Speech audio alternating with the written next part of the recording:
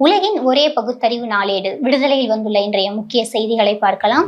Netherlands நாட்டில் இருந்த 11ஆம் நூற்றாண்டை சேர்ந்த சோழர் கால ஆனைமங்கல செப்பேடுகள் பிரதமர் மோடியிடம் ஒப்படைக்கப்பட்டுள்ளன. ஒன்றிய அரசு தமிழ்நாடு அரசுக்கு அவற்றை அனுப்பி வைப்பது சாலச் சிறந்தது. தமிழ்நாட்டு முதலமைச்சர் அயராத முயற்சிகளை மேற்கொள்வது முக்கிய கடமையாகும் என திராவிடர் கழகத்தின் தலைவர் ஆசிரியர் அவர்கள் அறிக்கை விடுத்துள்ளார். தோல்வி அடையும் நேரத்தில்தான் திமுக எப்போதுமே ஒரு பீனிக்ஸ் பறவையை போன்று கிளர்ந்து எழும்.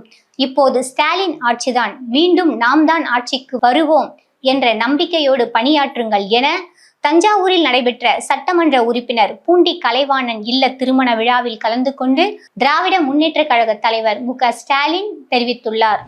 அயோத்தியை அடுத்து மத்திய பிரதேசமும் போஜசாலாவா என்ற தலைப்பில் இன்றைய விடுதலையின் தலையங்கம் இடம்பெற்றுள்ளது.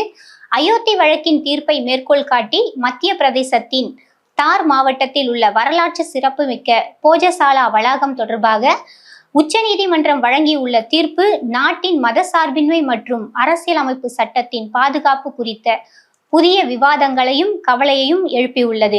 கூட்டு பாலியல் வன்கொடுமை, பிளாக்மெயில் ஆகியவற்றால் விரக்தியடைந்த 2 சகோதரிகள் அடுத்தடுத்து தற்கொலை செய்து கொண்டுள்ளனர். மேற்கு வங்கத்தில் ஜாதவ் பல்கலைக்கழகத்தில் நடைபெற்ற RSS சாகா பயிற்சியை தொடர்ந்து பிற பல்கலைக்கழக கல்லூரிகளிலும் நடத்த முயற்சித்துள்ளனர்.